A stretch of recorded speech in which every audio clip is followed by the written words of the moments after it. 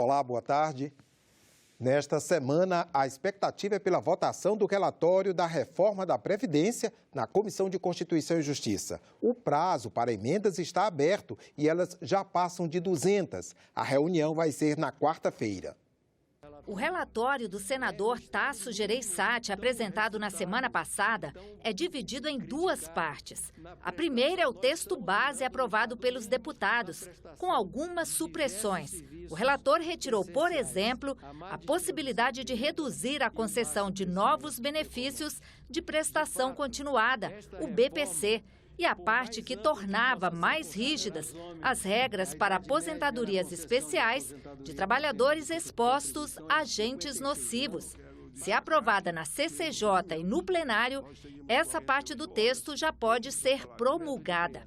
A segunda parte, que inclui estados e municípios na reforma, terá tramitação autônoma. É a chamada PEC paralela, que depois de aprovada aqui, terá que ter o aval dos deputados. Em menos de uma semana, o texto apresentado na CCJ já recebeu mais de 200 novas emendas. E esse número de emendas deve aumentar, apesar dos apelos da presidente da comissão, senadora Simone Tebet, e do relator, senador Tasso Gereissati, para que novas emendas sejam apresentadas no máximo até esta terça-feira, ao meio-dia. Pelo regimento, os senadores podem sugerir mudanças até durante a reunião para votar o relatório. Além das emendas, é nessa quarta-feira que os senadores vão debater o texto. Na semana passada, ele foi lido, foi concedida vista coletiva e o debate foi adiado para esta semana. Tem também a possibilidade de que algum senador, bancada ou partido apresente um voto em separado. E é por isso que a presidente da comissão já prevê uma longa reunião nesta quarta-feira. E Previdência e Trabalho foi o assunto do debate de hoje na Comissão de Direitos Humanos.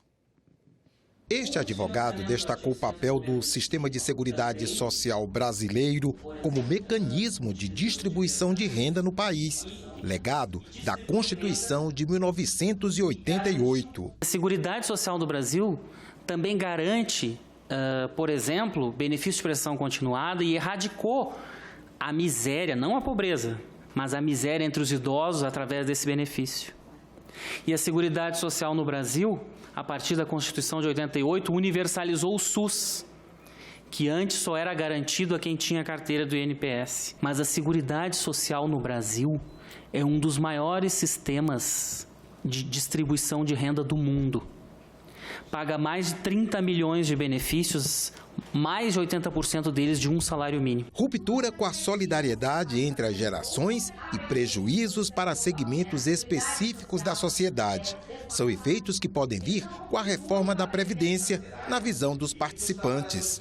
Parte de uma política de Estado mais abrangente. Tudo isso se encaixa com a Emenda Constitucional 95, né? Então a gente precisa entender que existe um projeto por trás disso tudo, que é exatamente da teoria do Estado mínimo que está sendo colocada em prática. Hoje a carreira do professor está sendo ameaçada, né? O projeto Futurice, né? Ele cola literalmente com a reforma da Previdência, assim como as reformas trabalhistas. Para as mulheres, por exemplo, essa reforma da Previdência ela é muito pior, porque em especial, as mulheres são as que têm mais dificuldade de se localizar nos empregos formais.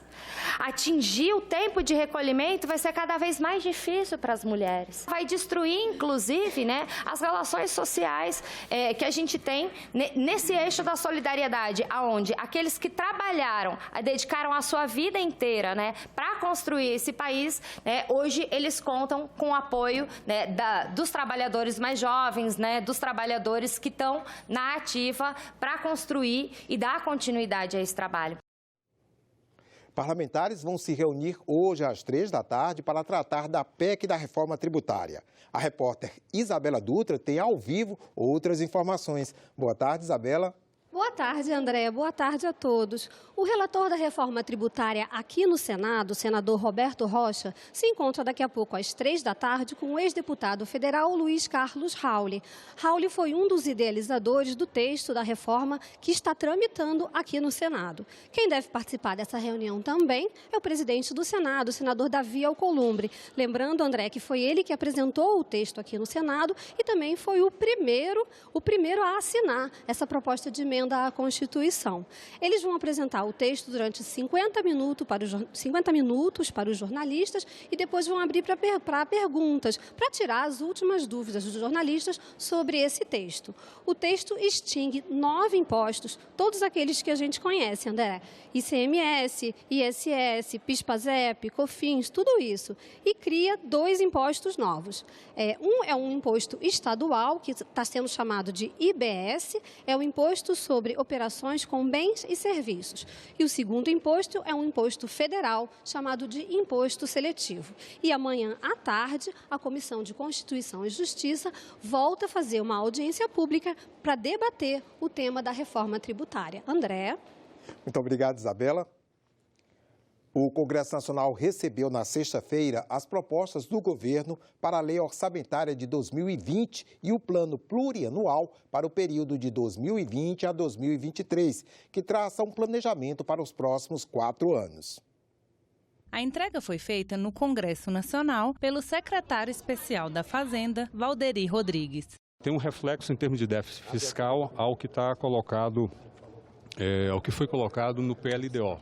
Portanto, o déficit fiscal previsto para 2020, 2021 e 2022 segue em linha com o que foi apresentado no PLDO. As previsões de déficit fiscal seguem o que foi colocado no projeto de lei de diretrizes orçamentárias apresentado pelo governo em abril, 124,1 bilhões. Já o salário mínimo proposto pelo governo é de R$ 1.039 em 2020. R$1 a menos do que está previsto no projeto da LDO. A previsão de crescimento do Produto Interno Bruto em 2020 caiu de 2,74% para 2,17%. A Lei de Diretrizes Orçamentárias para 2020 ainda não foi votada, mas isso não impede que o Executivo elabore e entregue ao Congresso a proposta de lei orçamentária anual. A Constituição determina que a LOA tem que ser entregue no dia 31 de agosto. A fibromialgia foi incluída pela Comissão de Direitos Humanos no rol de doenças que dispensam tempo de carência para o direito a benefícios previdenciários. A doença, que atinge principalmente as mulheres, causa dores por todo o corpo. A medicina ainda não desenvolveu um método para curar a fibromialgia, que pode inclusive incapacitar o paciente para o trabalho. Dores fortes na coluna, nos membros e na mandíbula, acompanhada de insônia, fadiga e episódios de ansiedade.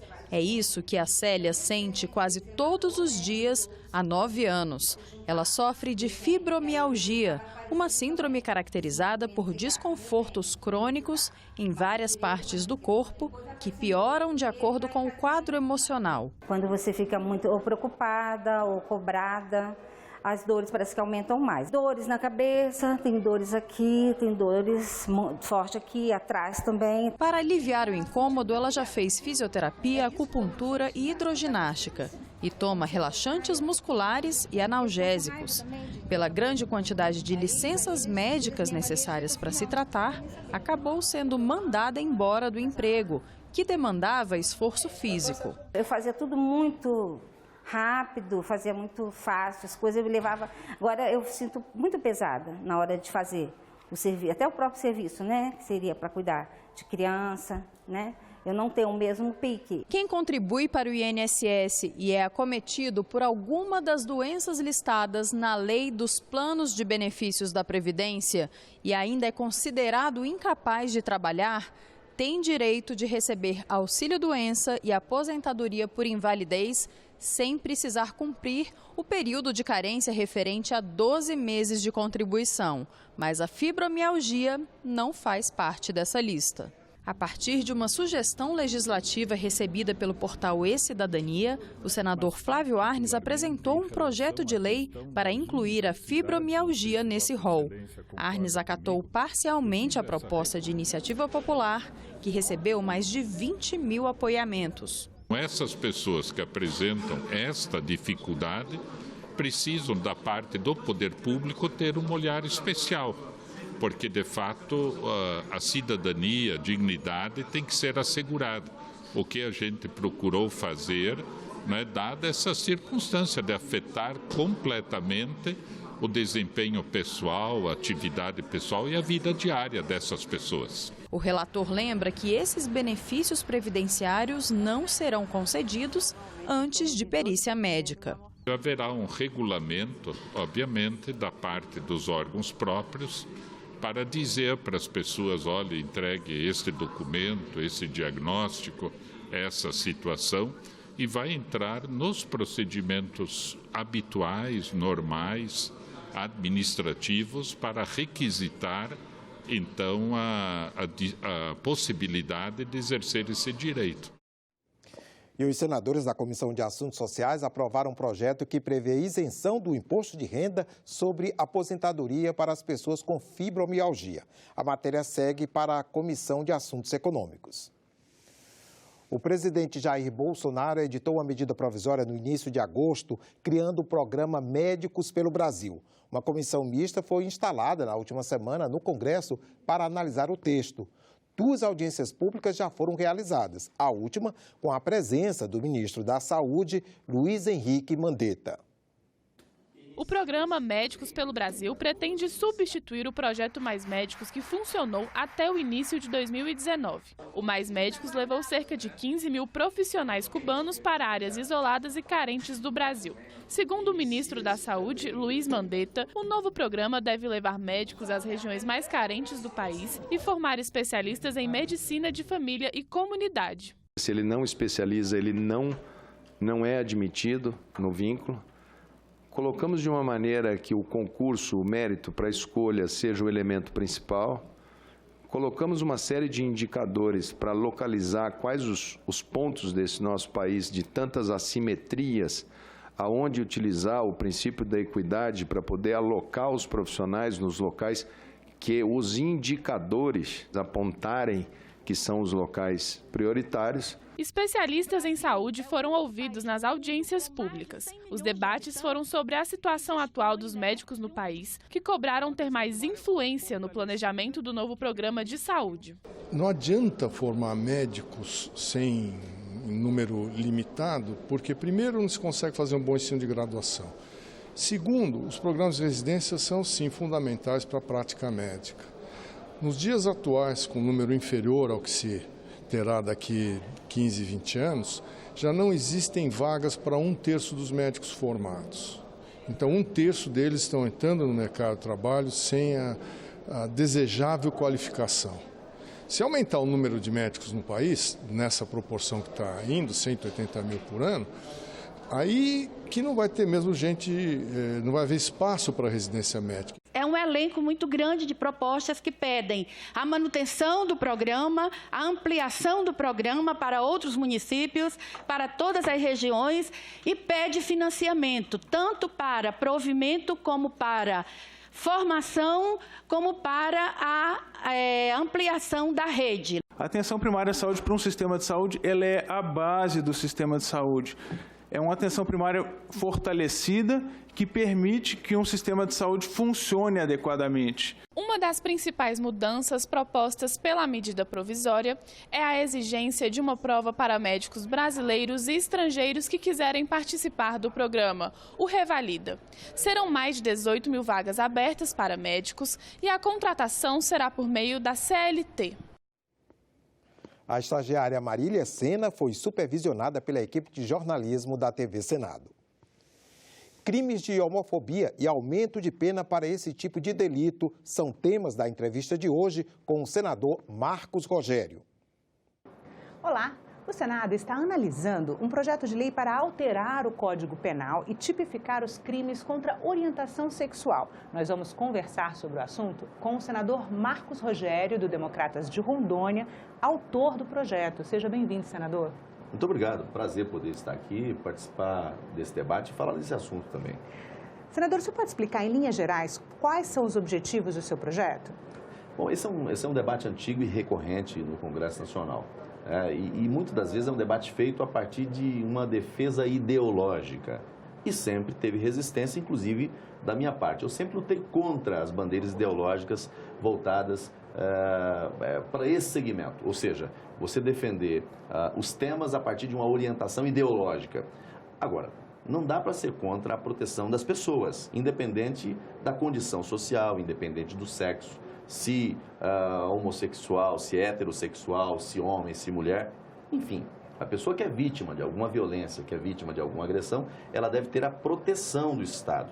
Então, é um debate que não pode ser atrelado a uma questão ideológica, uma questão doutrinária.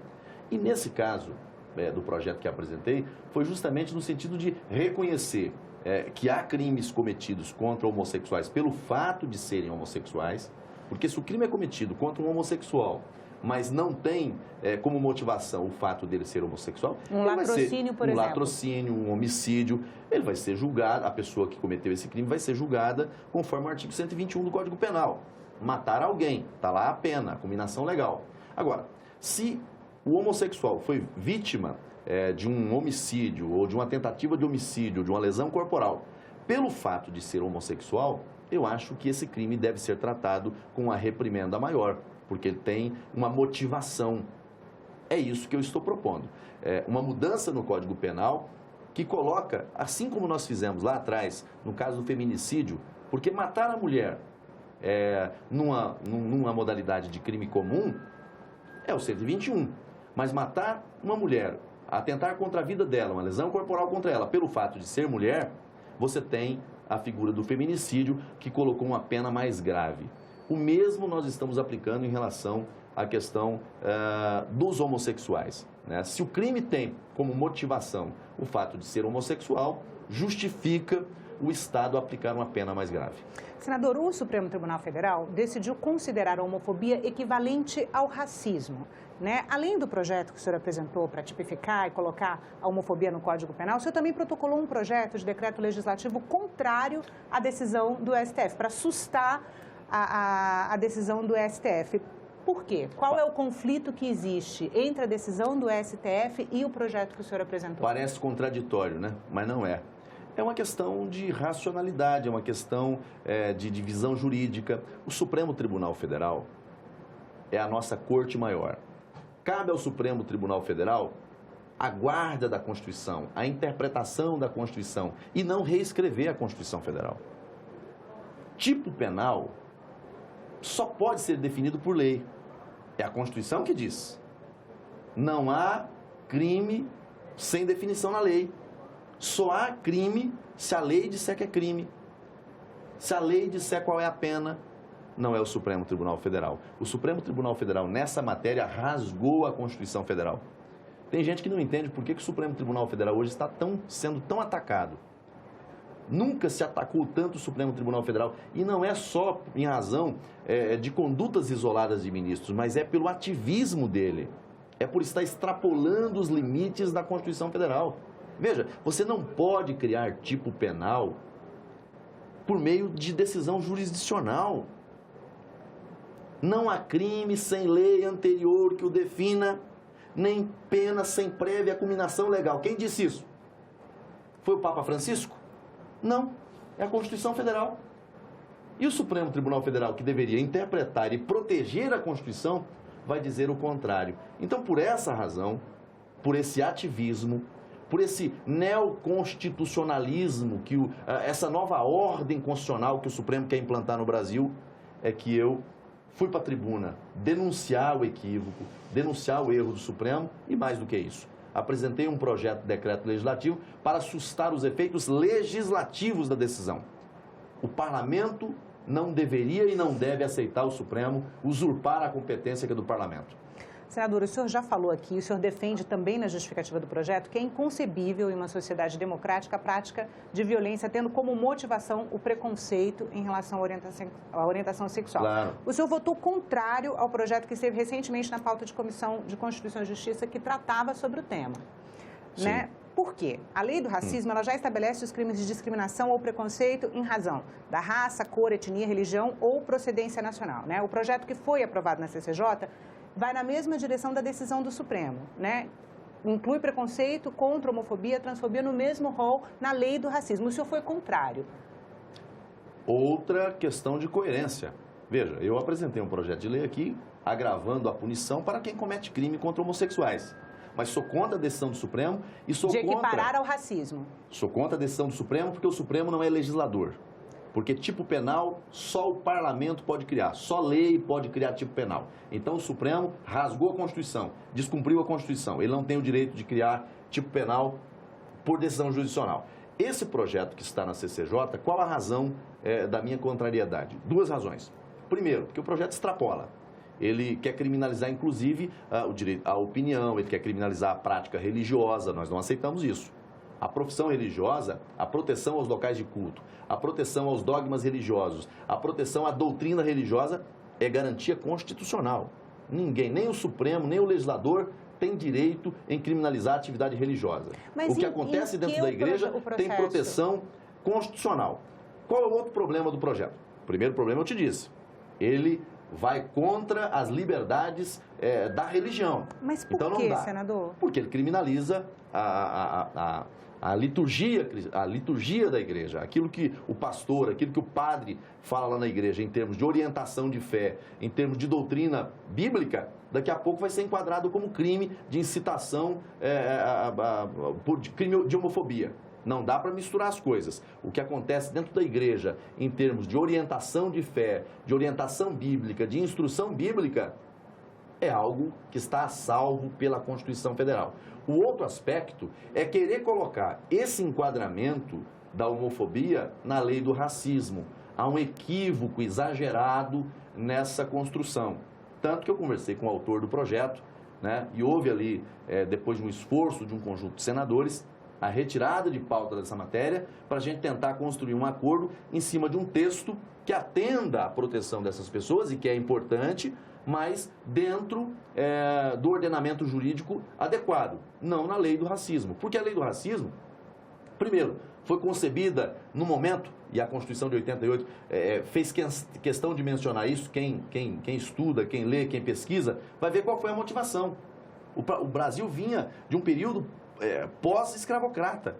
E ali, quando colocaram na Constituição, né, o racismo como crime inafiançável e imprescritível, estava olhando para o retrovisor de um problema que o Brasil tinha enfrentado e que ainda tinha resquícios.